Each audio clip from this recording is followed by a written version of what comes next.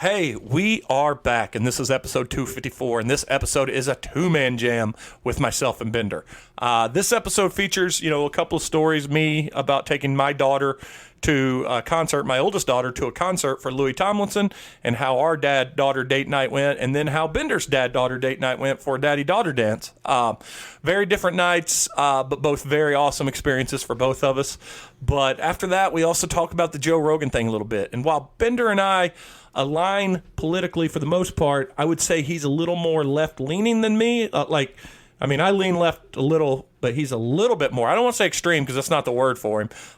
But it's a good example of how, yes, we both agree that this is kind of a smear campaign and it's a little too much targeting one person and stuff like that. But we get a little heated and just an argumentative back and forth. But what's great about it is we move past it and we get into the, having some fun talking about the pop culture stuff at the end, like the new show Reacher or Nightmare Alley, or he talks about the first season of C. So I know we're not going to solve any of the world's problems here, but I wish more people could listen in on a podcast like this one where two guys that are legitimately great friends can disagree or even argumentatively agree and then move past it and go to something else. We don't have enough of that in this world. Hopefully this episode paints that picture pretty clear and you enjoy it, because we enjoyed the whole time conversation and I enjoyed drinking beer again on the podcast. So again, this is episode 254 and it's coming at you when the bomb goes off, which you should know is about now.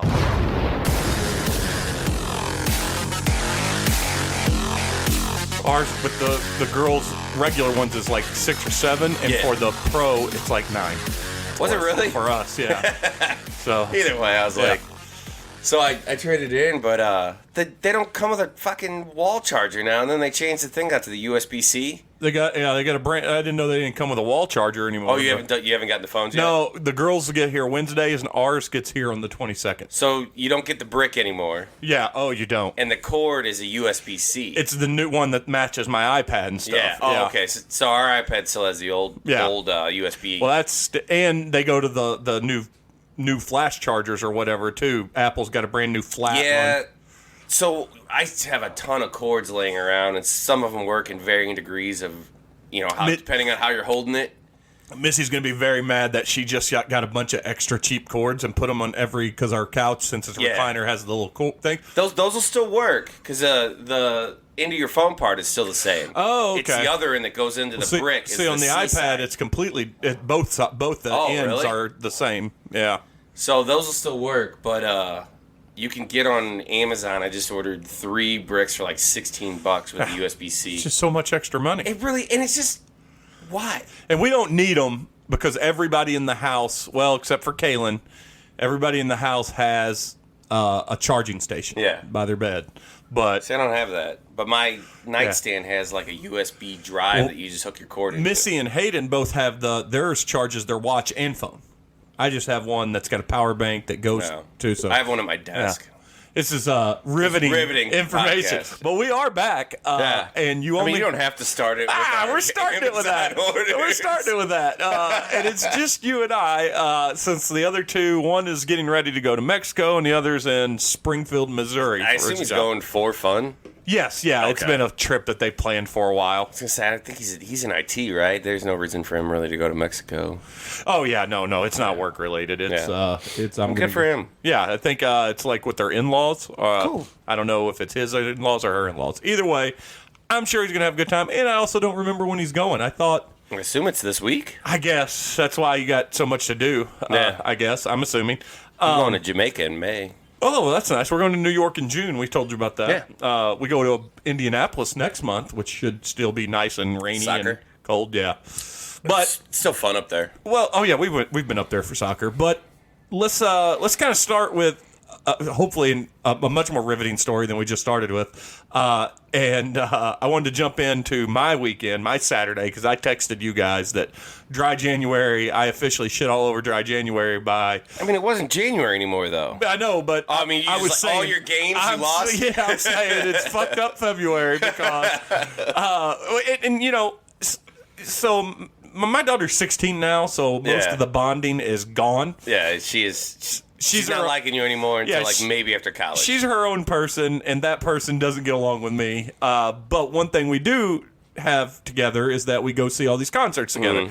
And for a couple of reasons. One, I think she feels safer when she goes to an area That's fair. that's a little worrisome than her friends. And two, she knows I rarely say no to anything she wants to buy at the concerts. So, and she this time she split half of it with us, which just reminded me I need to take $65 from her. Oh, yeah. But That's went. nice to have your kid's bank account. I got that now, too. Yeah. So we went to the Louis Tomlinson concert, which for those that I don't have no know, idea who that is, he's though. a former member of One Direction. I only know Harry Styles, which I love. Which they all have a massive career. Do they? Harry's Good for them, though. by far the biggest. Okay, but that's awesome, though. Yeah, but they all have. I mean, the pageant was as full as I've ever seen it. Which we'll get to in a second. What's his name? Louis Tomlinson? Tomlinson. And it's funny Let's that Google him. you said who. So you know how the pageant's laid out, Yeah. right? They got an east and west entrance, right? Well, the line wrapped from the east and west entrance around the building and all the way back behind the parking lot and met up.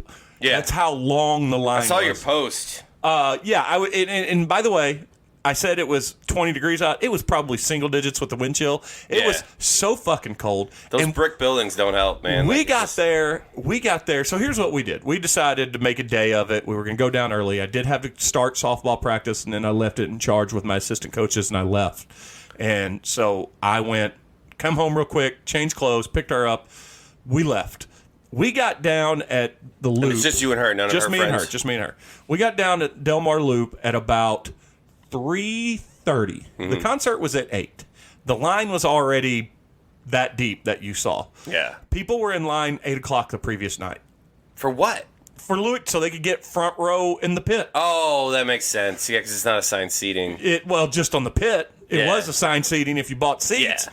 But I didn't know if you were the first I thought 50 people you met him or something. I've been to a million concerts down there. I thought for sure 4 hours ahead of time was going to get us perfect good spots. Yeah. We saw the line and the merch stand. What they were doing is they were taking like every 10 people in each line. They'd say, you can go in and buy merch. And then when 10 people come out, they say 10 more people will go and buy. It never got back to us. But since it was a frustrating, the long line was already long, Kaylin goes, well, let's just go sit down somewhere and eat. So we went to Three Kings. This is the second time I've eaten there. The last time was with Shane Presley. I talked about it. Second time ever? Yeah. Oh, I love that place. Yeah, it's a good place. Did you have the Royal with the burger with the egg on it? No, I did not. it's I so had good. the hot chicken sandwich, but That's I good had too. the spicy chicken toasted raviolis, which are so good. Oh, that must be new. They've got their little spicy ranch sauce. Yeah. That you dip it. Oh, it's so good. I think Bryce, our buddy Bryce, Oh, yeah. sells those, and he made them at home one day because he's got to test out all the food that he Sells them like that's what he does. Well, he's a sales distributor for whatever the largest food food place, distributor yeah. is. And yeah, so like on Friday nights, he'll be like, hey, I got a bunch of shit. And that was one of them. They were really good. I need some raviolis from him for the Super Bowl because Yeah. Hayden said she wants some. But anyway, so we go eat. I have a couple of beers. One high ABV. Hadn't really drank a whole lot since February Yeah. 1st. So I already had a fine buzz. Then we go and get line. Man, at I guess it was around 5:30 they decided to move the line. We're like, oh, maybe we're all going to get in early. But no, what they did is they just made the line squish forward so they could be ready. So where we got moved from all the way around behind the building, all the way up to in front of Pinup Bowling. So I was sitting there, and my ability to make friends helped Kaylin out because she made friends with these kids from Mississippi and then a couple of kids from St. Peter's. So she had a new set of friends. Oh, that's cool. And I told her, hang out with them, have a blast. I mean, I know there's a couple things that was going to happen that was going to make me happy to see. I told Missy, I said, we raised her right because she really is affected by music, so we were going to see her cry, and I was going to see her dance. Yeah. And just genuine happiness, Yeah. I was sad because she did make friends, and I was going to let them go do their thing. So I was happy for it, but I'm sad because I didn't get to see it. Yeah. I didn't get to see all the stuff I wanted to see, but that's okay. It's part of growing up, right? Yeah. So, but we're sitting in line, and they're all talking about the show Euphoria. They're talking about other bands, and I'm sitting here at this point, I cannot feel my toes. Yeah. My hands are gone. I could barely type out messages to Missy. I looked at Pinup Bowling, and there was no one at the bar, no one inside. Yeah. And I was like, fuck it, I'm going to go in there and get me a shot of whiskey or something. So I walk in. Bartender, she comes up and she goes, what can I do? And I go, it's so fucking hot outside. I need whiskey. She goes, I'll do it with you. So she poured us a couple of shots of Four Roses. And I said, do you guys have coffee? And she goes, yeah. She goes, you sure you don't want a mixed drink? She goes, I've been making all the adults that come in mixed drinks in to-go coffee cups. Oh, there you go. And I was like, no, I'll do a coffee. And she goes, well, one more shot? And I said, yeah. So technically, I bought 4 shots of 2 for her, 2 for me. Yeah. And I'll buy them. It's the bar tastes cool. And then she poured me a hell of a shot and a half in my coffee cup. There you go. She charged me $10. That's awesome. Yeah, I gave her $25 and said, have at it. Yeah. That's all you. And she goes, I appreciate it. I go, I appreciate you for saving my life. So I went outside and drank my coffee. At this point, I am buzzed as all get out. I still hadn't texted you guys yet. Yeah. I get inside. First thing we do is go to the merch booth, and I'm like, oh, this is going to suck. Was not sucky.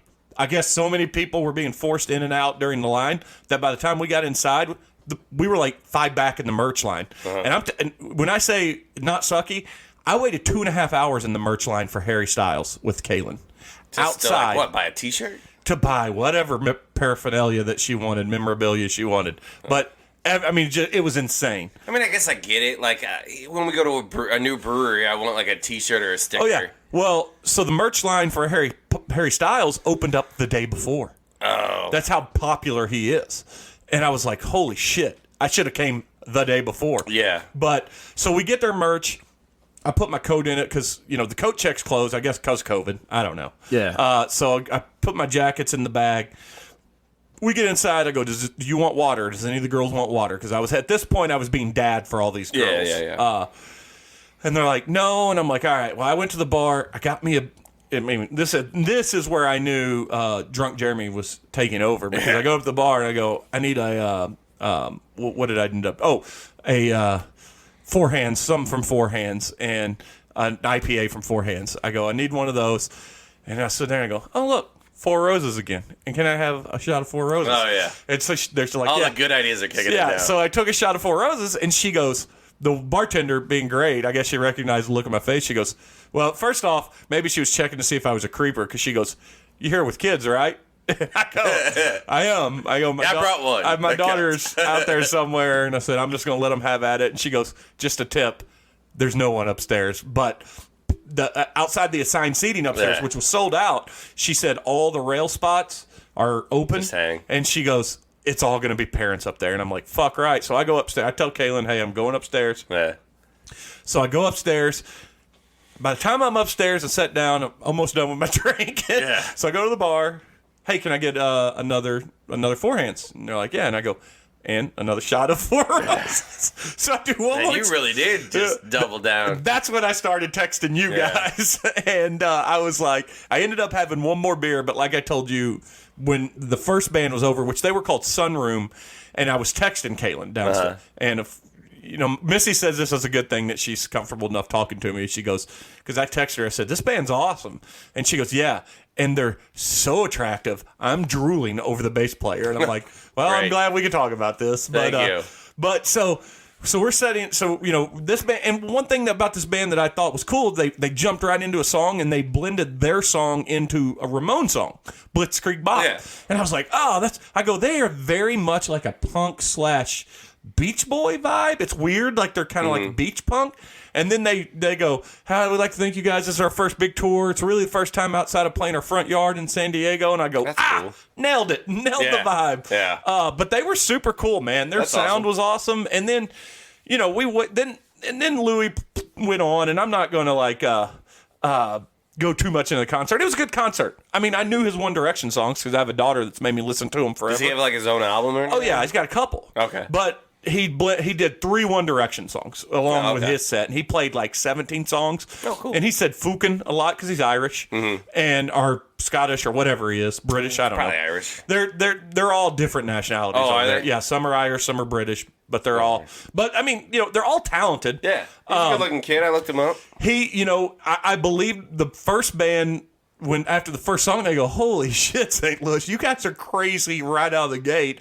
And then when he come out, he goes, I'm not going to lie, this is one of it's the pageant, so the acoustics are perfect. Yeah. He goes, this is one of the loudest shows I've played. You guys were hurting my ears backstage. That's he goes, this is great. But so... At least he didn't say Kansas City. Yeah, no shit. So a couple of things I want to talk about after all of that. First off, there's 5 members of One Direction, and I'm not going to get them all right, but it's Harry, Louis, Niall's the one I like. Because I do remember Niles. Well, he played last year. He played for free via YouTube Guinness's St. Patrick's Day show, just acoustic, and it was awesome. Then there's Zayn, and then there's Liam. So there's 5. I've seen 2. I got to complete the set, right? I got to be a bender and complete the set with my daughter. Yeah. I mean, even if she's not into it, you're going to have to, like, steal a kid. I'm going to have to go see them all. Like, I feel like that's what we have to do. Well, Vera's coming around to music now, too. There's this girl on, I guess she was on, like, American Idol or something, but she got famous during COVID because her boyfriend cheated on her. And she did a TikTok song, like, just, like, kind of going off on him. And then all these girls related to him, and they would, like, send her their texts or whatever, and then she would put them into a song. It's not Olivia Rodrigo, is it? No, it's not. That girl's massive. That's the driver's license girl, right? Yeah, no, that's a different girl. This girl's name's Jax, and she's got a song. Her first big song was "Like My Father," and it's about, like, wanting to marry a guy who loves his mom loves her as much as her father loves her mom. It's a pretty good song. It's real sappy. Nice message. Yeah, but then she's got a couple other, like, hits, like this 90s kid song's pretty funny, and Vera loves it, and, like, so we listen to that all the time. It's called 90s Kids? It's called song? 90s Kids, and all it is, like, a shit ton of references to the 90s. Well, I think that song would be right up my alley. Yeah, and then in the video, she's got the catcher from Sandlot, who's her actual friend. So if you look at her TikTok, or Instagram or whatever page, which I think Instagram, she just puts her TikToks on Instagram. Yeah, that's why they all work together. But he's in, like, a bunch of her, like, little jingles. She wrote jingles forever. Okay. And she's pretty fun, but Vera's, like, super into her now. I've got one more note on the show, and I want to pose a question to you. But before I do, I saw a meme today on Facebook that it said, tonight in L.A., who was it? It was...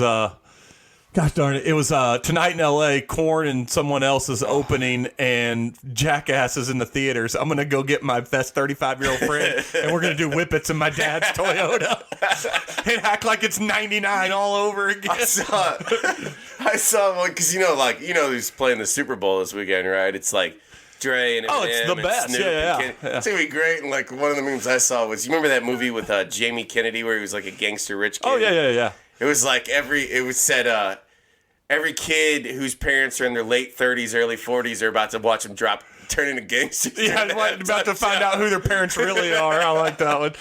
So what I wanted to ask you is, one thing I did notice at this concert in the pageant when I was up at the top, and you could usually spot the people that were doing it when they walked by, but a ton of weed smelled throughout the show. And I'm thinking, One Direction, Louis Tomlinson, I thought to myself, what show will people not smoke weed at? I don't think there's any. Christian rock, maybe? Maybe. Yeah, probably. That's probably it. But I wouldn't put it past people. I'm like... I would say, like, classical, but I'm like, man, you're probably, like, doing something. Think about the demographic for this crowd. It is a predominantly teenage girl crowd that gets a little into the 20s. Who's bringing the weed? Is it parents coping with having to drag their kids to the concert? I would guess it's probably that. Yeah. That would be my guess. Is like the whole top row is just parents, like, baking Okay, out. So my next question, there should be some camaraderie around that. Why wasn't there a puff give situation going on up there? Yeah. Just not to get caught? Because it's all vapes. It's all vape it's true. pens It's true. Now. Like, you really don't even have to hide it anymore with these vape pens. Yeah, I got a story in line about that here in a little bit for you when we're done. I was never a huge weed smoker, though.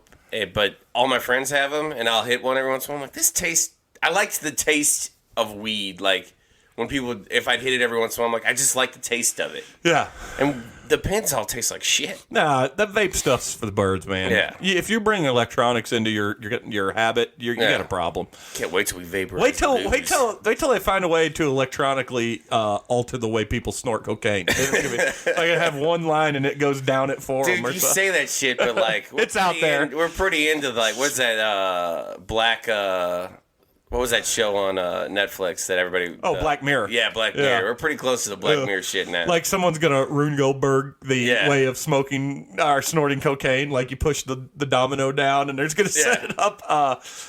So that's the first story I wanted to bring in. I did want to... And I think it's even better that it's you and I on here because we once got into a pretty heated debate over Joe Rogan on this podcast before. Oh, yeah, I want to talk... But before we get into that, I was going to... Okay, go ahead. I was going to say that you don't ever let anybody else talk about their fun Oh, weekend. my fault. But My last fault. weekend, not this past one. This past one, I went to a father-daughter dance with Vera, which was... Oh, I wanted to tell you about that, too. I'm jealous of that. Oh, it was so cute. Never had any school that I've had. Oh, it wasn't the school. It was the Lake St. Louis did it. Oh. And it was absolutely See, I don't ever look adorable. into them either. It was a solid 2 hours. And you've got a princess, though. I've never had a princess. Yeah, and it was a solid 2 hours, and she was all dialed up. It took her longer to get ready for this thing than we were there.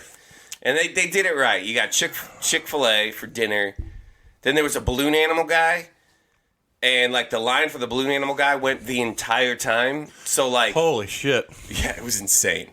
But, like, so we got in line right after dinner, so we were only in line for the balloon out for, like, 30 minutes. And then the music started, so we just danced in line. And she danced the whole time. That's for, awesome. like, 2 hours we were just dancing. And you watched her dance for an hour and 45 minutes. No, I danced the whole time. No, I'm with her, just man. kidding. I You're was like... having a blast. You're like... Yeah, I'm dying. So you, I saw the pictures of her, and she looked adorable. Yeah. And it made me think. You know those Disney movies where, of course, you know a Disney movie's about a princess. Yeah. But like occasionally those princesses have a sister's more tomboyish, but they have a heart of gold, and they end up being pretty too. Those are my daughters. They don't go to the ball. Yeah. They're the ones that. You know my wife. She's a big I know. sparkly Guido. And, Yeah. No, and ever since Vera's been little, she's been a princess. So. She's getting out of it a little bit. She runs with a bunch of boys now, and she likes basketball and soccer. But like, you throw some sparkly nail polish in front of her, and she's like, "No, I still want that." Yeah, I remember one time Hayden, the very first after we just joined Rush, she went to a birthday party, a sleepover birthday party. Yeah.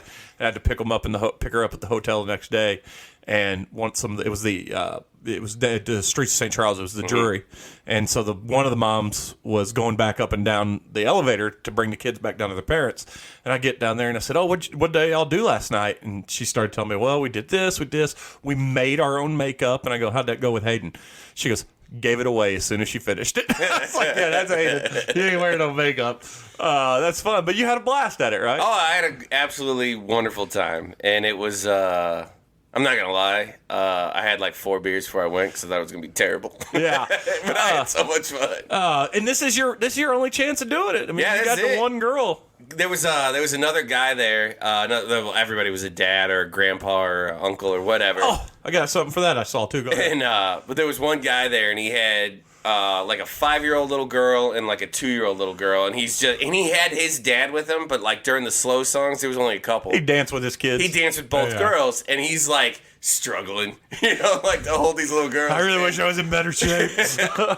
And Vera's like looking at him like, "Aren't you glad Harry's a boy?" And she's like, "Yes." I wish I could give credit to him, but it's a safety for the Philadelphia Eagles. I just saw a story on Bleacher Report just before you came over that he surprised an 11-year-old girl fan Oh, of the I saw Eagles that. on a daddy-daughter dance because her grandpa and dad have both died in the last like 8 months. Oh, that's terrible. I saw that. The picture he- they chose was terrible, though. There was a whole series of them. There were some cute ones I Well, saw. the one at the headline that I saw was terrible, and it was cute because he's laughing, but his hands out to like pat her on the back. But the angle that they took it at looked like he was trying to grab her boob. Oh, I thought you were gonna say stiff arming her. No, it looked like he was like trying to grab her boob, but everybody's laughing. That's a great story though. I is a wish I great could remember the story. player. Give him big credit. But so do you got another personal story you want to tie into? Before I went to Kansas City the weekend before that, and I have to say, I hate to admit it, Kansas City's better than St. Louis. I said this a long time. When I lived in Kansas City, I didn't like it that much, but they've done a lot to upgrade Power it. and Light. Michael lives right in the Power and Light district. Of course he does. It's cool, but he's It's got a the- 90-pound Rottweiler. Just so people So know, that's not cool. The Power and Light, yeah, he's a goober. He's moving into a house. The Power and Light district is like Ballpark Village for St. Louis. Yes, it's awesome. But it's bigger. Yeah, I mean, not really. But I mean, like... But I'm saying like in terms of it's a destination. Yeah. Like, so it's touristy. So you get a lot of, you will get some locals, but they like to tend to go other places than just a P&L. I will say that, so we got there on Friday night, and we went to like this wine bar, and then we went to a jazz bar called the Green Room, or the Green Lady was the name of the jazz bar. Oh, man. The Green Lady is where we were, that was where when me, Powell, Hikus, and Dwayne stayed a mile from the convention, and we stopped in every bar we could, and we had like 24 check-ins to beer. Dwayne slapped some dude at the basement of the Green Lady. Do you find it weird that there's not a green light in that place and every light is red? Yeah. And It just bothered me after I learned the name. I'm like, there wasn't a green fucking light in there. No, but it is a cool jazz bar. It was a very cool jazz bar. And drinks are expensive as fuck. You know, when you're a group of frat bros and Yeah. you got a big ass ogre that, and you tell the guy to hit you, he gonna hit you. Yeah, and then that's when you got a tight place too for like your friends who are all over 6'2". yeah, when Jeremy was about to go, I told the guys, I was like, hey. Might be a bunch of you. I'm good for 3 of you. Yeah. Then you got to worry about them. Then it's 1-on-1. But I will say, like, so I had a blast. Like, Kansas City was a great time. That's a cool stretch. It is a cool not stretch. Not just the power and it was line, but the whole thing. First time that I've ever gone out for a weekend and felt like the oldest person in every place. Yeah, it gets. Imagine when you were with me. I know. So it's Saturday morning, and we went to get breakfast at Farm. I think is what it was called. Very good, really, really good. Like fried chicken breakfast, really, really good. Instead of chicken fried steak, I don't like chicken fried steak. Oh no, I'm with you. I like that's. You had a weird look. No, anyways, I was trying to think if that's the place we ate. It's like fancy. Yeah. We can't like go hipster fancy. Oh yeah. But there was like a 45-minute wait, so we went to this bar down the street and got a Bloody Mary, and I'm sitting in there, and like every kid is dressed like a fucking idiot in like 90s basketball gear, like Charlotte Hornets style jackets. And oh wow. And I'm like looking around, and I'm like, I'm officially old. I don't understand any of this, and everybody looks fucking stupid. Yeah. So what was the reason for Casey? We got a babysitter, and Michael's dating a girl who has a kid. And so he was off, and her kid was at her dad's, so we just shut down for the weekend. No kids. I will say the other good thing about Kansas City is like we've got scooters downtown St. Louis, but Kansas City, the layout of it for all the entertaining places go lends itself to really being scooter friendly. Yeah, it's scooter friendly, and like we walked everywhere, even when it was like 20 degrees, it wasn't that bad. Yeah. I thought it was cool. We went to Double Shift, which I see you had a sticker for. Yeah. That was good. That was probably the best beer. And then I enjoyed Double Shift. Yeah. When he graduated from Farm D school, we went down there, and I went to Casual Animal, and it was just a tiny little place that was like the size of your basement, basically. Oh yeah, yeah. And the beer's spectacular. There's a lot of good beers around there, man. But I went there again this time, and it's they bought the entire warehouse next door. Oh yeah. So you walk in, and it's like a giant fucking. Massive. There's a couple of those places in that little district there that's taking those warehouses over. Which is cool, but like you think they would have distribution a little bit further if they're. I don't know how they're affording rent on just. There was a lot of people there. Well, places stay empty long enough, people start making deals. Yeah, you know. I mean, there was a lot of people there, but it was also the weekend that Kansas City got booted by the Bengals. But so it was definitely like a packed weekend, but it was fun. I had a blast. Yeah, Kansas City's a good time. I enjoy it. You should go with us to comic convention. I am. And did you already do the hotels? I got to do them soon. If I put money down, my wife can't make me back out. All right. Well, all right. So let's get off our personal stories and let's get into a personal argument we had one time on here. It was my top thing because I figured you're going to bring it. I need another beer. When you and I argued about this the first time, it was about who he had on the podcast, and he's been getting some shit for that too. I stand by that argument, and that's okay. If that's the argument you want to take, I'll give you that. All right, you can say you don't like who he has on there. I still say that I would rather have open dialogue in order to, but that's not the point. Yeah. What I wanted to go into specifically, because we kind of covered this a little bit last week when you weren't here, just what the thing. Oh, did you? I didn't listen because it was a wrestling podcast. Well, and it was at the end. And I can tell you this, and I wanted to, if Tom would have been here. It's escalated since last week. I wanted to tell you this, if Tom was here. You didn't listen because it was a wrestling podcast, and neither did anyone else. It was the least downloaded episode that we've had. It trends with our wrestling podcast. That's weird. I thought we'd have like some sort of. We got way more comic book fans than we have wrestling fans. That's cool. Yeah, I don't blame them. I don't blame either side. Tom sucks. So here's what specifically I wanted to get into with Rogan, because it's now an all-out assault on Joe Rogan, and I brought this up. I don't agree with it. Yeah, and I want to get into it, but I brought this up too. There's only one reason why there's this big assault, and here's what it is: you take all of the which they're lumping him into a news outlet because that's part of the heat. So take all of the news outlets, the most famous people, Tucker Carlson, the Hannitys, all these guys, or whatever their names are. Those are super right-wing dudes, though. Even the CNN, like I brought up Jake Tapper. Add them all together.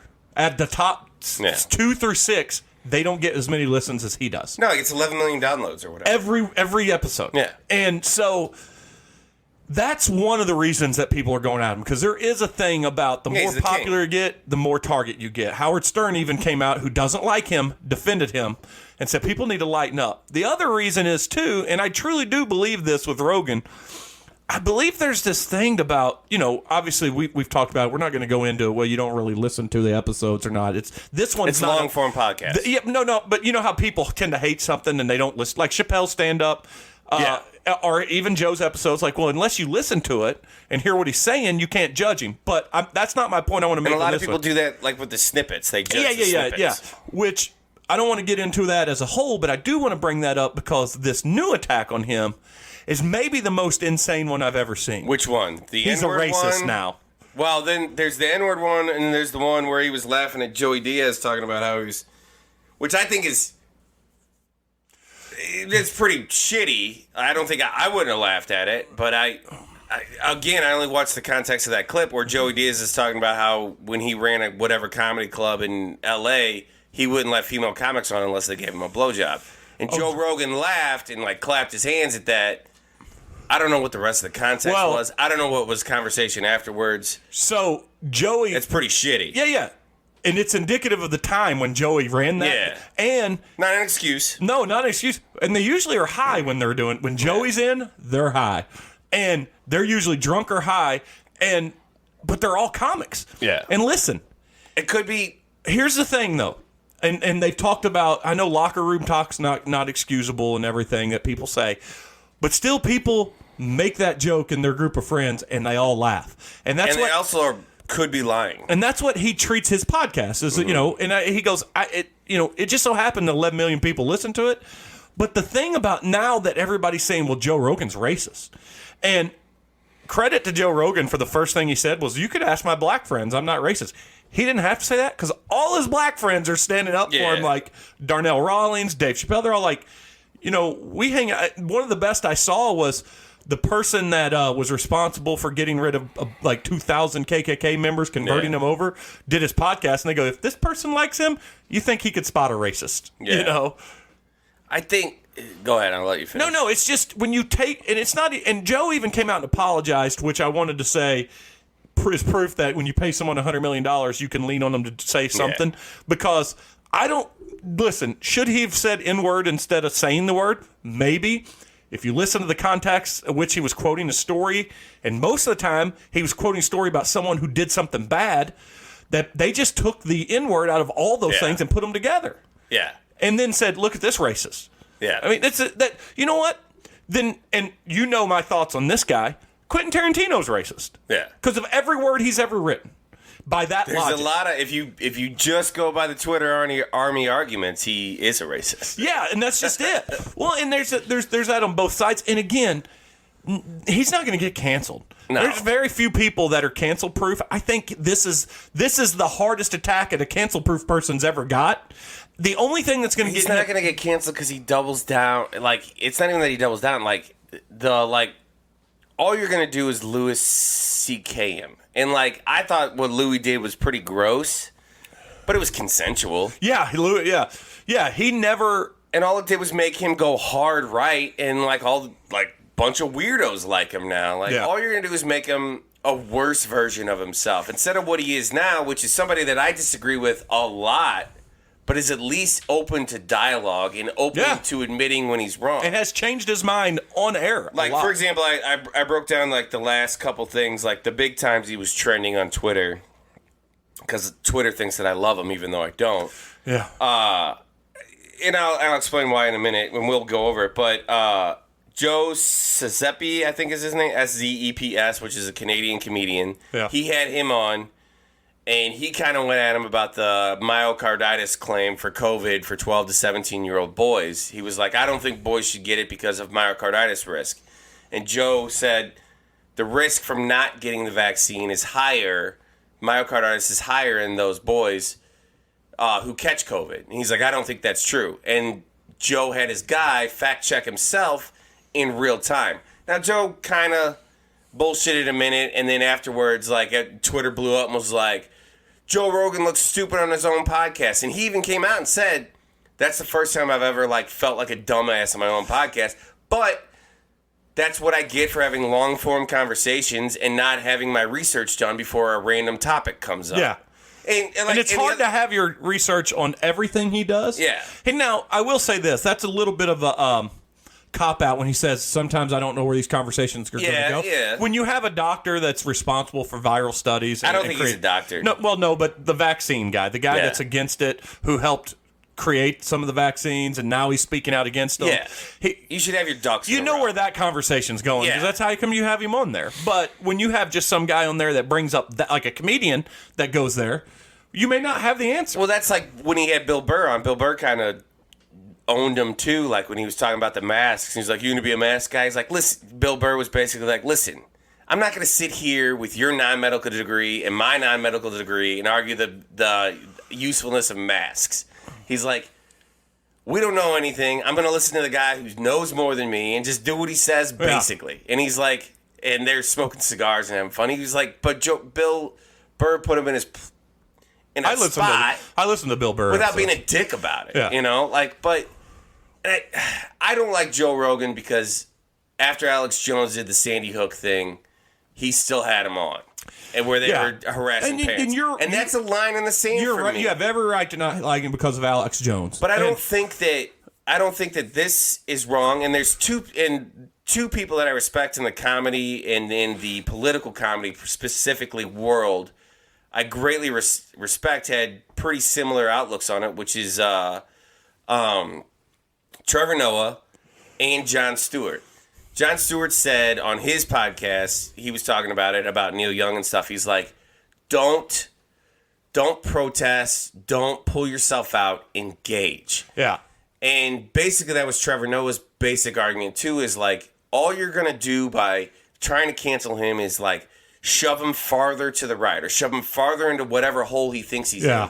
And he goes, and he brought up the Joseph Cizepi thing or whatever. He goes, when he found out that he was wrong, he's not like Tucker Carlson, because when he found out that he actually had the wrong information, he admitted it, or he at least took the time to like look it up online, where Tucker Carlson would have laughed and said, "You're an idiot," and moved on to the next thing. I like Trevor Noah a lot too, and I liked what he said before the N-words came out. Yeah, that was before the N-word thing. But I'm real disappointed in The Rock for backtracking on his, because he came out and supported him, but then he backtracked, and It's just a bunch of got you moments, though. Yeah, like, what do you want from The Rock? No. Here's what. Well, if he's got so much money on the line, what do you want from him? No. Well, what I want from him is he's another kind of Teflon guy. If you really stand by someone, stand by someone. Don't be fake. Well, but if he didn't know, like if he's dropping, but here's the problem. It's the way The Rock said it. What he said was, in light of the clips that are going around, I didn't have the whole story, so I apologize for my previous support. Wait a minute, you still don't have the whole story. I don't think he said that. I thought he said he did. Now he said it in a different way, but he goes, sometimes you don't have the full story. I think he backtracked a little bit. Like, basically, I stand with Joe Rogan, and he was like, "Oh, I heard about all these N-word clips. Now I'm pulling back a little bit." But he didn't even say that I'm pulling back. But so here I've got exactly what he said right here. He goes, "Dear whoever, Don Winslow, thank you so much for this. I hear you as well as everyone here, 100%. I was not aware of his N-word use prior to my comments. Now I've become educated to his complete narrative." That's not true. That's not true. And so that's where I get angry. I'm like, but that's like learning moment for me. No, it's not. Learning moment would be like, let me see what they're saying with this N-word stuff. Yeah, I think you could go both ways with that, though. Like, I think he was trying to write that in the most, like, non-controversial way, where you'd be like, learning moment, I'm going to go back and listen to the context that he said N-word. Or learning moment, I'm canceling. Oh, that's all he said, though. That's all he said. No, he said this was it's learning. Like a Quentin Tarantino movie. No, that's not open-ended. I mean, you're off there, because he goes, learning moment for me. He didn't say, he goes, now I've become educated to his complete narrative. I guess. Learning moment for me. That's a period on that stuff. Yeah, I mean, I guess like you could say that, but dude, they're just out to crush it. And I don't even like the guy, and I just think that they're going too far. So I like what Trevor Noah said before the whole N-word thing came up. One thing I did not like what Trevor Noah said is when he was like, the only problem I had with what Joe Rogan said was when he said, I was against this and we were told it could get you taken off air and now it's proven to be wrong. He goes, that's, what did he call it? He called it time clock excuses. And he goes, I agree with that, though. Yeah, but that's not true. Not when you're going with science. It is on science, because science is a constant learning experience. It is but Joe even said that. He goes, you could have been taken off, and see, that's. But I don't know that because censorship, though. That's what we're talking about. We're not talking about was he right or wrong. What we're talking about is when he was saying, and he never even said it, but when people were on YouTube saying this was from a lab, and everybody got mad and say it's not PC to say it, they were getting removed from YouTube for it. Oh yeah, he didn't say that was right. But Noah brought that up. No, Joe brought that up in one of his things. He was saying at the beginning of this, a lot of the things I was saying got me removed from YouTube, and now some of it's being right. He goes, and he said, that's why I have different voices, because we don't know because science is ever changing. But what Trevor Noah was saying is that, like, he was saying, like, see, I told you masks didn't work. That's not what Joe said. That is what he said. No, I listened based on the clips that Trevor knows, and like the YouTube context that everybody knows. Like, I doubt but that Trevor. doesn't. No, see, that doesn't. No, that is wrong. But what? That's wrong. No, what Trevor said was based on the way he was apologizing. He wasn't talking about his clips. The time capsule thing was just him being like, "Look, the science has always been wrong." That's not what Joe said. We were going like it's a moving scale because it's science. No. That's not what Joe said. He wasn't. See, But that's the context that Trevor was bringing. That's not what he was bringing up either. You're focusing on the science. That's not what Joe said. Joe said you got taken off the internet for spreading false information. That's censorship, saying it was false information. But because it's science, the information evolves. So we can't be quick to censor. I think this is a. No, that's what Joe was saying. But I don't think what Trevor was saying is the same as like you're not letting me get to it. You're not letting me get to it. Then Trevor said, I don't like the way he tried to defend himself he goes, that's time capsule. And that's not what he was doing. He wasn't defending himself. He was shining a light on the problem with censorship. And Trevor, I think, the only part of his whole thing that I didn't agree with is I think he took it the wrong way, or he took that the wrong way. That wasn't time clock excuses. That was straightforward statement. If I said this 6 months ago, I would have been removed from YouTube. Now it's science. We have to be careful why we censor people. No, and I agree with that, but I don't think that's what he was trying to say. I think Trevor? I think what he was saying is like when he was saying like masks don't work, and then the science came out later that said cloth masks don't really work.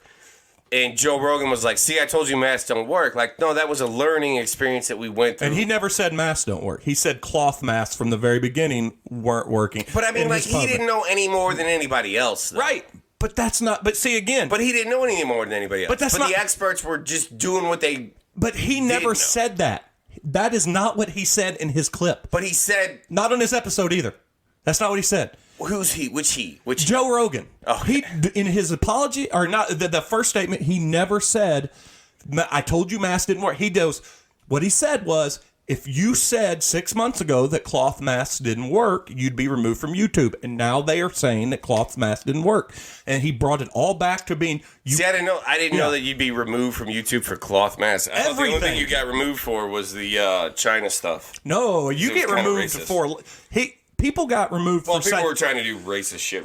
Fighter and the Kid with Schaub and Brian Callen. They mentioned Joe's ivermectin argument and got removed from YouTube.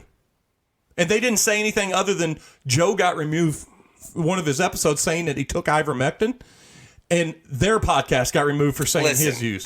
That's insane. Let me wrap this up real quick into a thing. Like I agree. I think as much as I don't like Joe Rogan. I just don't agree with most of the things he says. But he has a right to be out there, and he has a right. And I also think that you don't listen to most of the things he says, too. Because I think if you did, you'd agree a lot more than you don't. Because I know you. Yeah.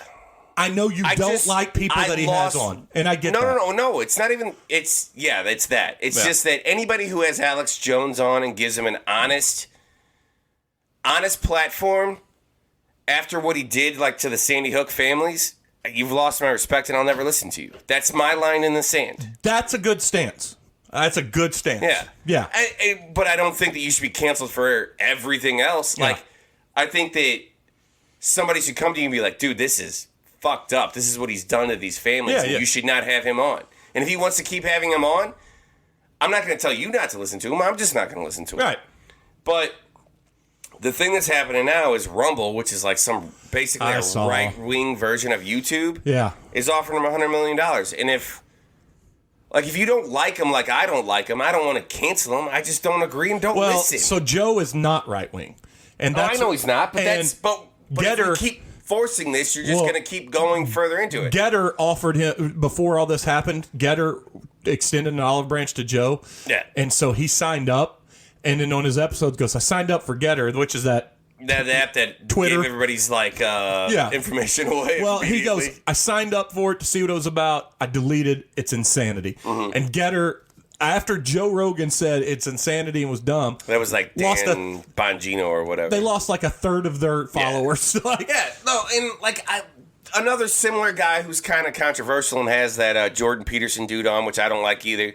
Bill Maher has him on. I still listen to him. I don't listen to every single episode. I don't agree with probably 70% of what Bill Maher does. He's a Democrat. Bill Maher is Joe Rogan without the bro following. Exactly. Yeah. Bill Maher he's a Democrat who hates Democrats, so he's a Democrat. He's a moderate that leans way left and has very strong. No, he votes left. He has. Well, he very much doesn't like a lot of the people that are over there. He doesn't like Democrats because he thinks they're all weak pussies and idiots, and he hates Republicans because he thinks they're all assholes. But he thinks that if you got to vote for one, vote for Democrat. Yeah, but he's not. I generally don't agree with most of his stuff. I'm a little more liberal than he is, but I still listen to him because it's honest conversation, and he's a little bit of a whiny bitch. Like, he had some girl on this week, I forget who it was, and she called him old, and he got so mad.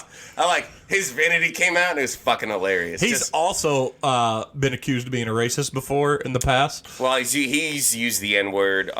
He called himself a house N-word on one episode and got in a lot of trouble. He gets in trouble almost as much as Joe Rogan does. And again, he's also not someone that has came out and said, but look at my black friends. But his black girlfriends have came out and said, one of them I dated even wasn't racist. Yeah. So, he's just a guy. Like, people are just so quick to say cancel. They're so quick to call people racist. Listen, I'm telling you, I'm sitting here in front of you today. I grew up with the N-word in my life. Yeah, me too. Said it a bunch. Grew up in Southeast Missouri. I never said it. But when I moved away and I realized, oh, you shouldn't say that. When I got out on my own and it got away from, I'm not saying my family's bad influences, but I know my family still uses it. Mm-hmm. So is mine. When I got away and I was like, did. This is bad. You don't say this. And I'm not racist. But you could probably take a clip like that of me growing up and put it together. You know, back to Neil Young, what you talked about with Neil Young. He's a good example. People are bringing up his whole interview from 1986 with the AIDS epidemic was going, and I'm quoting him, and he goes, I don't know, man. If I went into a donut shop, I wouldn't want some faggot with a disease behind the counter touching my donuts.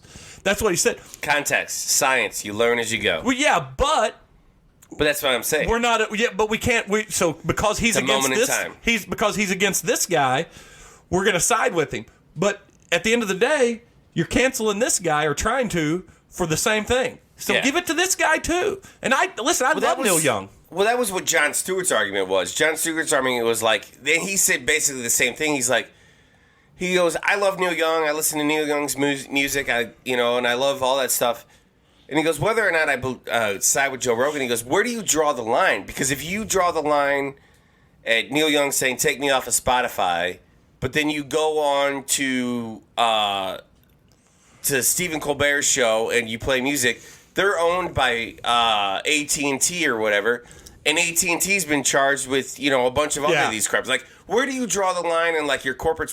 he goes, all you can really do is just have a set of values and stick to them, but, and engage with people that you disagree with in respectable dialogue. 100% right. Unfortunately, that isn't a part of this conversation.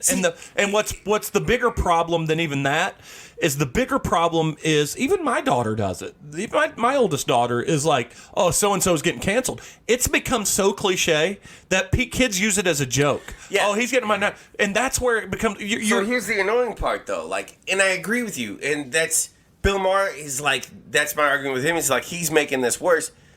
There's real issues going on. They literally burned books in Tennessee last weekend. They're getting rid of one of the greatest comic books ever. They got rid of Mouse. They're getting rid of basically any gay literature in like public schools now. Yeah. Like, that's a real cancel culture issue. Yeah. That is silencing voices of like young kids who you can't force kids to be straight if they are just by hiding like gay literature. By the way, Twilight. What the fuck? How are you I didn't know they were canceling They were that canceling Twilight for sexual innuendo. Now I'm going to say I've watched that movie. It's a little gay.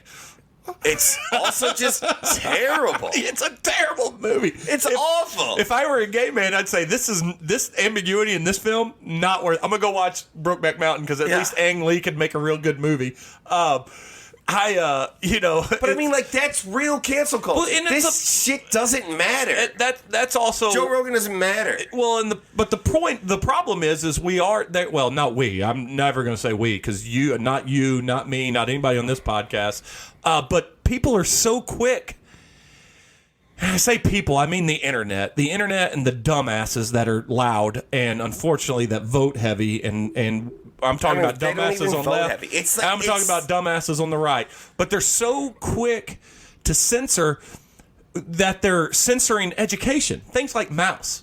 That's an informative book. That's a piece of fictional work that is very informative. That's not the same thing. That is a strategic move by like super hardcore right-wing people to fucking get rid of like anything. White people have never done anything bad. That's like a hardcore right-wing thing. You think that's hard right getting rid of that? Yeah, that's still censorship though. No, I know it is. But I don't know why you said it's not the same as like. It's not the same as like, oh, let's cancel Joe Rogan because a bunch of people hate him. This is a coordinated effort. No, like it is the same from the top down. It's the same. It's the extreme opposite of what this is. I guess you're right. Yeah, it's probably from the bottom up on the left and top down on the right. It's bottom up from both sides. Yeah. It's from the seller up from both sides. It's using, look, whether you're calling it a targeted attack or you're calling it a cancel culture, it's using the exact same weapon to accomplish your goal, and that's a big problem. Oh, I agree. That's a big, big problem. I have a big problem with it's weird getting painted in a corner when you're in the middle. Because you shouldn't be in a corner when you're in the middle. Yeah, and I'm like a super liberal guy, and I don't agree with this Joe Rogan shit. I'm like, and Trevor Noah was like, I'm going to get a bunch of headlines that are like, Trevor Noah defends Joe Rogan. And he's like, I just think you're going at him for the wrong thing. I don't necessarily agree with him, but I don't think you should go after him for this. Yeah, it's, I don't know, man. This whole, you said there is, when you said it's not the same, here's what you meant, and I know what you meant, is there's real things that we should be worried about. Yeah. Burning of books, critical race theory arguments. Yeah. All that stuff. Unfortunately, we're coming back to a time to where we have to get worried about, prayer in school or religion in school and stuff like that. It's all coming back. Like, separation of church and state is a founding principle. Yeah, well, in this country. And like, unfortunately, those same people put God in the preamble, and that's the big argument for the. Well, no, it's right. You can't separate it. They put "In God We Trust" right there. I'm like, oh my God, you guys are Which all so stupid. Yeah, right. That's right. That's right. Which one? That's a good one. Well, we're based on Christians. Oh, okay. Yeah. Yes. Well, they were based on money. Yeah. I got bad news for all of you. This country was founded because a bunch of rich white people were being persecuted by richer white people. And the other thing is like the silver lining in that part though is that like you can't cancel books. Like Mouse is now sold out everywhere. Yeah, no, but that's great. But when I was in school, it actually was an assigned reading in some classes. Yeah, and here's the problem with it all too. There's a movement in this country that is long overdue, and it's to get kids to not just buy into white collar education when you get out of high school. We do need a lot more blue collar workers, and I'm for that. But our white collar education system is pretty important. And it gets shit on because I remember me growing up, all my family goes, well, when you go off to college, don't get brainwashed. Well, the reason people think stuff like that, and the reason that's going to become more of the thought, well, college is where extreme liberals go, is because when you start taking away all these books from high schools that they can't read, the only place where they're going to get that is college. And but there's going to be a deterrent for some people to we're just dumbing down America. Yeah, well, that's the point. And it's people who, like Josh Hawley and Ted Cruz, who are Yale graduate level dudes who always are like the liberal elites at these colleges. Motherfucker, you went to Yale. I was listening to a podcast where someone who did a show at Yale or did a benefit speaking Yale engagement. I'm pretty sure just gonna. And there was a professor there. When he asked him, he said, you've had a lot of famous people. Who was the smartest person that you ever saw come through? And he didn't hesitate and said, Ted Cruz. Yeah. He goes, Ted Cruz was the smartest person I've ever met in my life. Ted Cruz is super intelligent. Josh Hawley, super intelligent guy. But they know what they're doing. Right, and that's the problem. Evil. That's the scary part. Well, look at Ted Cruz. He looks like Eddie Munster grew up. What's the podcast that and the other problem with Josh Hawley is he's attractive. Yeah. The only like thing that's gonna stop Josh Hawley is he has no fucking personality. He's like a goddamn robot. And that will eventually get you. Look at Bob Dole. There's a lot of people that said Bob Dole was easily the smartest person running for president. And he was they said he was hilarious. And gangster, like a soldier. But got on camera, no personality. Yeah. Got him in a room by himself, funniest guy in the room. What is it? I'm blanking on the guy's name. Hold on. It's Freddie Mercury. Ravi Gupta, which is Jason Kander, who was the guy who lost to Roy Blunt. He's got a podcast. He's super liberal like me. I don't listen to every one of their episodes, but he went to school with Josh Hawley, and he goes, he was one of the smartest guys there, but he wasn't like popular or likable or like that likable, but he wasn't a bad guy. Like he was a good guy. Like he goes, this Josh Hawley is a completely different version. This is a character that he's playing now. Yeah. This is not the guy that I went to college with. Yeah, and that's the other problem, too. And I think that where, not you and me, but where Joey Bag of Donuts out there, who has his Trump flag on his truck and all this stuff, they're all like, that guy's all going to make America great. Here's the thing. I don't have much trust for any politician. No. Because at the end of the day, like you said, they're all... just like with Josh Hawley, they're being a character that is essentially getting them to where they want to be in a position of power, in a position of influence, in a position of wealth. Yeah. And they're going to hold on it for dear life. And they'll play that character and they'll do that part and they'll march to those orders in order to stay in power. And I think that's a lot of what, so when... It's what everybody does. And that's where the disconnect from the people making the laws...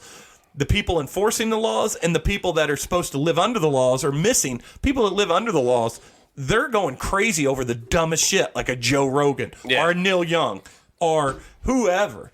And the people that are enforcing their laws, like, man, I can't believe we have to deal with this fucking shit. Yeah. Especially when it all goes sideways and then I shoot somebody and then I get criticized and the people that are making the laws go, hey, it's going to get me elected for 4 more years, so what do I care? Yeah.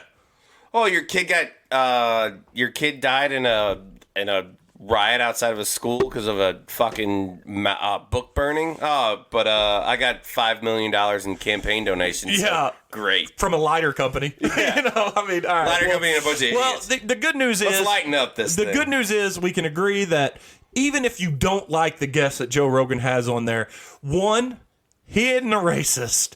2, at least he's willing to change a mind or have a conversation, and 3. It's a part of a bigger problem, this attacking on him. So it really is, but don't let it... My point is, don't let it distract you from the real problems of, like, censorship. Real censorship is burning books. I'm not a conspiracy theorist, but I'm beginning to start to buy into a lot of them. Maybe that's why it's getting a lot of attention. Lizard people, they're real. Yeah, they're wanting us to be distracted with Rogan so they can go burn books. All right, so back to what we do better, which is get drunk on this podcast. This is probably going to get us there. This is Luscious Jackson. It's British style Imperial Stout. My brother-in-law brought this from Vermont after he left a toxic relationship there. He spent $1,000 on beer and brought it home. This is so the many last ways. one that was left. There's so many different ways you could have taken that. Like after he got out of a Brewed by the Alchemist. everything leading up to that could have been like a cult. Yeah. Like after he got out of a cult of the Alchemist. Yeah. Read the thing. Read the label. Oh, you want me to read It's it? very tasty. All right. Luscious is our award-winning British-style Imperial Stout. It certainly lives up to its name. To hear what John has to say about this, you go to alchemistbeer.com. I do like Alchemist. I did not write that blog post on their website. It is 9.2% ABV. So it says, Alchemist Ale. Okay. I was going to say, why? It says stout, but then it says ale, but I get That's it. the brewery. Yeah, I get it. Yeah, it doesn't have anything else it says on there other than it's... Did you try it? Not yet. 9.2 is not, like, super bad. No, it's tasty, We though. should have It's saved very it for your tasty. cousin. We just realized that Yeah, I didn't know he was a stout drinker. Well, I knew he was a stout drinker, but he's never defined what kind. Now we have a frame of reference. The ones that basically taste like whiskey, those are the ones he wants.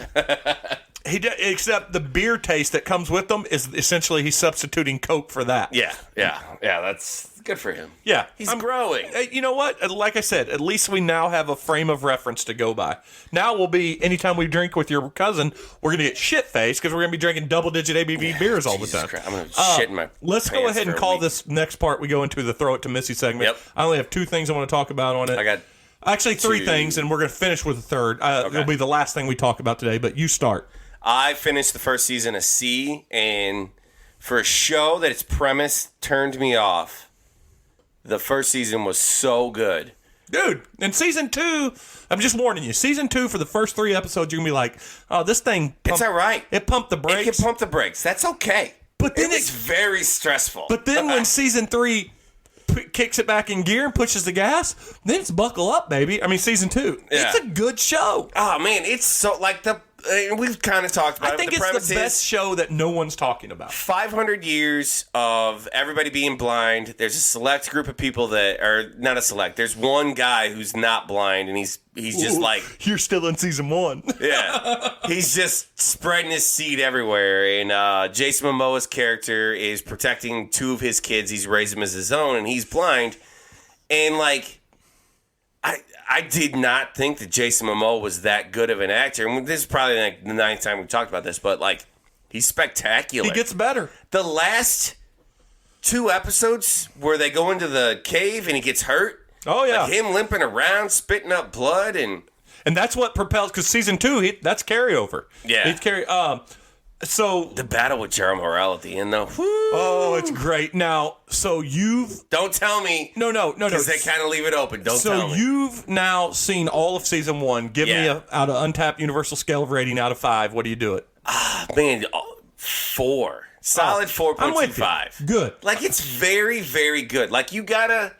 I spent about 3 episodes being like, how the fuck did they get anywhere? You just got to give it up and You just gotta go get, along like- for the ride. But, like, then, like, Momoa, like, stabs a guy with a sword, and you're like, you know what? I'm in. Doesn't Yeah. matter. Doesn't matter. Season 2, almost, I'm telling you, when you start season 2, you almost feel like it's a letdown, but when season 2's over, you're like, fuck yeah, we're season 3. But, like, the set pieces are so It's good. great. And the secondary characters are, like, the background characters, like, they're... Like, you know how in The Walking Dead, the zombies are, like, roaming and everything? You're like, they do a pretty good job with that. Like, Yeah. they do... There's, on the last... I think it's the last episode of season 1 when they're rolling out of that camp after they save the queen. Oh, man, that queen's such a bitch. Oh, she's the worst. She's one of the most hateable people on yeah. TV. Yeah. I do like the prayer And at the thing, same though. time- I like the prayer thing, though. At the same time, you do it. Yeah, for sure. I don't think you have a choice. No, She's no, definitely murdering you if you don't. She'll cut your throat. Yeah. But, like, even the guys, like, in the army just rolling out are just, like, if they don't have a stick, they're just waiting for the guy in front of them. Like, Yeah. they just do such a good job with, like, the people, like, pretending to be blind. It's just spectacular. Top notch. Yep. Top notch. Well, speaking of top notch, as we record this, right before you got here, I just saw news dropped that season 2 is being renewed, or there is renewed for season 2. I finished Reacher over the weekend from Amazon Prime. Oh, I've heard good stuff. I loved it. It's for 2/3 of it, it's very, very good. And then the last third, the final act, is your typical action that you'd expect out of a show like it. And that's not saying it's bad. So that's what's funny. So Reacher is 6'5" in the books. Mm-hmm. That guy is 6'2". But they do some clever camera angles to make him 6'2", and that guy looks like he's 6'9". You've seen him in other things though, like Blue Mountain State. And all that stuff. Oh, that's that guy? That's the douchebag from Blue Mountain State. I didn't know that. And they've made him look... Well, first off, he's bulked up. Oh, he's massive. And they do a good job of making him look like a giant dude. And it's good. It's worth it. It's... One of the things I put on here, though, I don't know what it's called. I know it's Reacher, but we all know it's Jack Reacher. Mm-hmm. And I got a feeling that the reason they just called it Reacher is because they didn't want Jack Ryan and Jack Reacher in the same fucking streaming system. But then you could be Amazon Prime, the network of Jacks, and then you make a deal with the Jackass, company. Dude, that'd be hilarious. It would be awesome.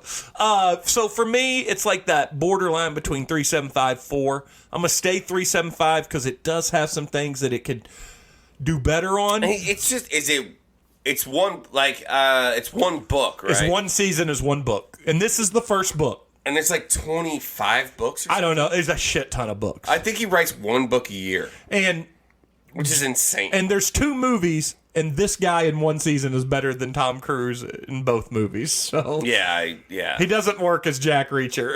No, he's a small guy. Yeah, but even if they Tommy him up, it just doesn't. It's not the same. This guy is great. Yeah. So I tell you what. In a sense, for me and you, who are big-time genre fans, it's a star-making role because now I can see this guy in the MCU, is he a good DCU. Actor? He's, because he's been. I've only seen him in like little roles. Yeah, he in like Blue Mountain State. In there's this movie called The Turkey Bowl where he plays the douchey bad guy in almost everything he's in. In this, he's the straight-laced good guy with a dry sense of humor. Well, that's kind of like Chris Pratt. Well, but he nails it. His dry, intelligent sense of humor, he nails it in this. Yeah. Well, Chris Pratt always played like the asshole in things. Yeah. And then like he finally got like Guardians of the Galaxy changed his life. Yeah, and then he became Paul Rudd. Yeah. He's like, he got on there and they're like, look, you've played the dopey dumbass and borderline prick. We need you to be Paul Rudd. He goes, done. I know it. So just give me 6 months to lift weights and not drink beer. And have no carb. Yeah. And it's like I said, it's well worth watching. My notes even say I want a second season, but they announced a second season because it's their number one show. So that's awesome. What you got? I have I read the first trade of Alien since Marvel's taken them over. Yeah, I tried to read it. Didn't get into it? Nah. So it's called Bloodlines. Yeah, art was I missed the days of Dark Horse having aliens. Yeah. It wasn't bad, it didn't work for me. And it made me go back, and when I was a kid growing up, Alien was my favorite, and the action figures were the shit. And I have the old Dark Horse like mini comics that came with every Alien action figure. Oh yeah. And then the art is spectacular in those, and I still have all those. Yeah, they comics. had some good stuff. I read it; it was okay. There's a couple. So the basic story is it's about this guy named Gabriel Cruz. He's a retired company man from Wayland-Utani. He tries to go home and make peace with his son, his estranged son that he hasn't seen in a long time. And his son is actually hooked up with this extremist group, but he doesn't know that. And they go to the site where he was at and break in, and all hell breaks loose via Alien, as always. A couple things I liked about it. They brought in an alpha alien. I don't know how far you got into it. So there's the Queen. I read the first issue, skimmed through the second one, didn't even look at it. Okay, so once you get through it, there's an alpha, which is like a male version of the Queen, but not as big, but it's just like a giant bull thing. Yeah, very cool. It's the head soldier. Yeah, it's a head soldier. Very, very cool looking alien that's hunting them through the entire issue. There's a couple things about the aliens are basically created by there's a little Prometheus stuff in there, but not too heavy into it. They were created by some other alien beings to keep other like when we got too big for our britches and we left So Earth. So this book tried to explain. Just touches it. Touches it. Because Prometheus is supposed to be the end, how they were created. So, and all it is they're created to keep systems within their own unique they're an galaxies. antivirus. Yeah, they're an antivirus. So if you get too big, aliens come in and knock you back down to Earth or whatever planet you're from. So to speak. Yeah. So that's what it is. Like they just touch on it a little bit. What I didn't think worked is they're not terrifying on paper. They're really not. No, yeah, I get you that. need the element from the Although movies. I remember reading some of the Dark Horse stuff, and I thought, well, those are pretty scary. But then the more they come out, the more regular they become. Yeah, and the art is... The guy did a pretty good job with the aliens, but, like, I don't know. It's like they didn't do any of the shadow stuff. Like, the soldiers are just out. And, like, in the first or second issue, they go back onto the ship.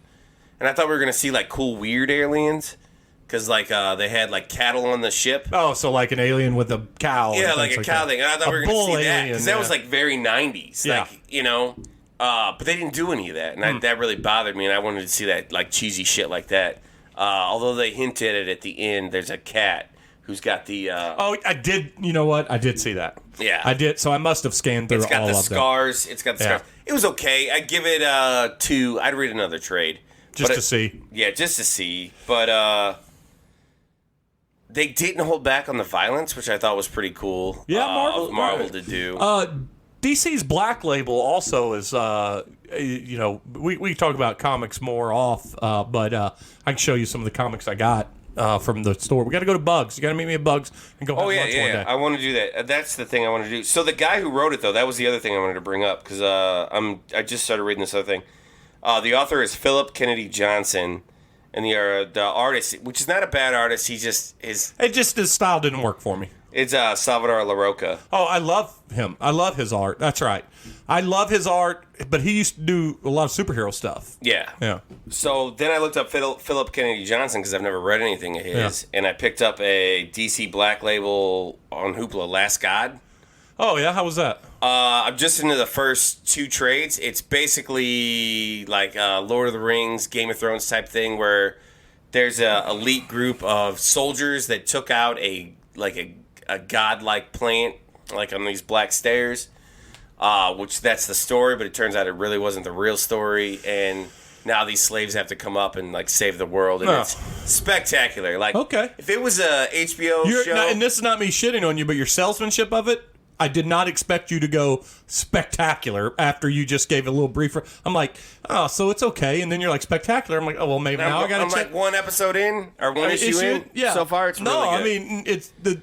And I'll so like check the bad guys are like and they do like it's a lot of backstory. What it sounded like that's a tough elevator pitch for you because it's a weird story. Oh, very much. But then you said spectacular, and I thought, okay, well imagine Lord of the Rings. So it's like a Matt Fraction story. It's weird but awesome. Imagine Lord of the Rings, but like bloodier, like way bloodier. Insanity. And the bad guy, when they roll in, it's an infection, and there's a whole song about "Ring Around the Rosie," but it's like a similar version of that. Okay.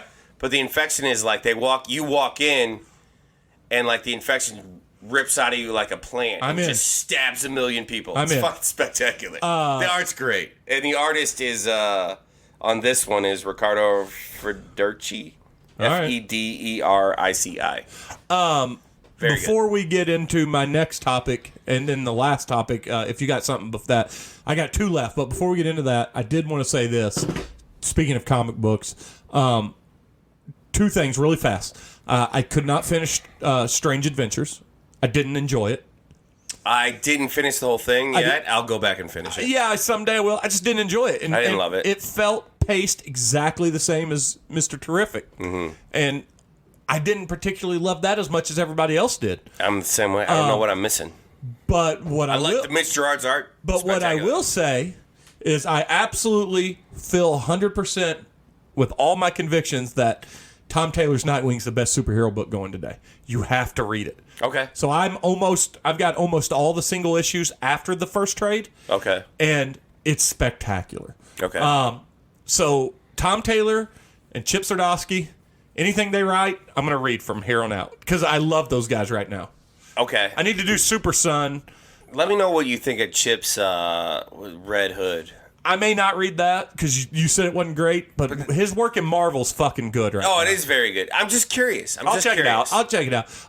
It might have been the art for me. I didn't dig the art. But I'm going to add Tom Taylor's stuff for DC. Anything he's writing, I'm going to add over in my pull list because I love it. My next topic is something that I kind of had been waiting to see. I think we briefly talked about it a little bit, but it popped up on HBO Max in the last week or so.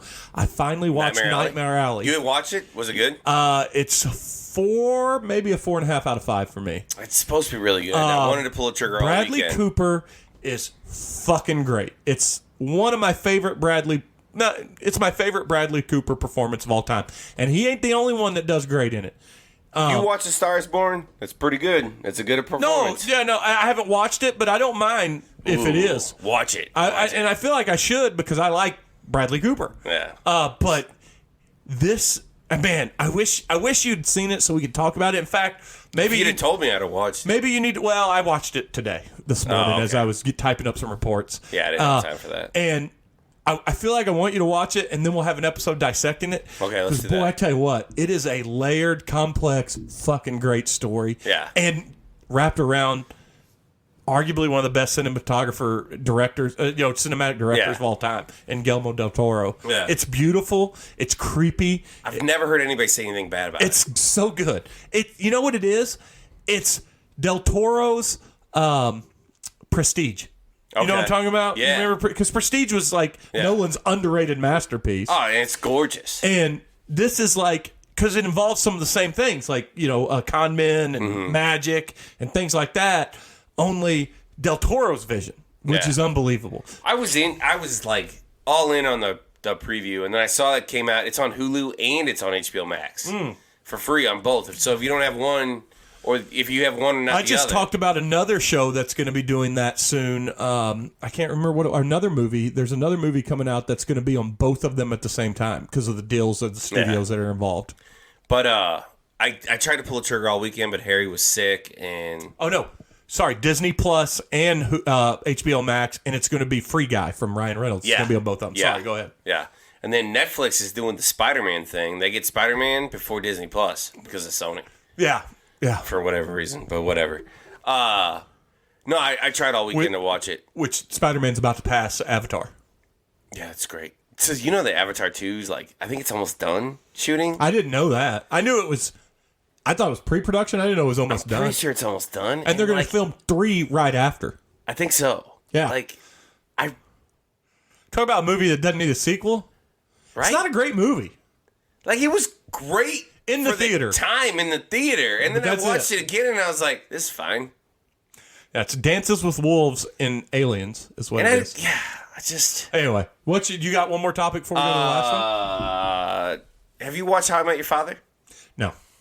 It's cheesy. Yeah. In an okay way. The best parts about it is Hilary Duff, super hot. She's super hot. Only 3 years younger than me. And her friend... who's some chick who is she's Jason Sudeikis' character in this version. Smoking hot. I will check it out. Neil Patrick Harris said he would I can't remember what his one condition was, but he would only come back in one condition, and I believe as if it was they could make a believable way for Barney to atone for everything he ever was. It's real early. And it's real early. I watch it for a throwaway 30-minute thing. That's what I did with Saved by the Bell, and then I watched the whole fucking show. Yeah, and I like it. I think Hilary Duff's she's a good actress, and everybody in it is lovable characters or whatever. It's just the story's it's whatever. It's a story that got derivative and boring by the end of it the first time around. And then they did it again, and I'm like, I don't know if I really want to invest my time. Oh, you did it. It's no happy endings. Oh, I'll just say that. Yeah, that's the most underrated 30-minute TV show. One of them. It was a slew of some great shows that didn't get the life they should have lived. That still goes down. Adam Polly's. So speaking of romance and happy endings, the last topic I wanted to talk about, happy endings, that's a funny segue for this. There you go. The first ever special episode we did on this show was our Love Fest, where we did an all-day recording for Valentine's Day. Now, we're not doing that this year, but Valentine's Day is right around the corner, so I did want to ask. Monday, baby. I did want to ask, you got any fancy plans for the wife? You guys got anything big? No, because we just realized that it's Monday after Super Bowl Sunday. A week from today as we record this. Yeah, after Super Bowl Sunday, so I think we're going to do something Saturday night, like a little dinner or something. Yeah, we're doing Saturday night. Where are you going? You inviting us? You know, one of the things I told Missy is I just for the hell of it, like, check out that Dogwood Social Club. Okay. Which I'd be down, but here's what I'm doing. I don't care if it's during the day, it's a night.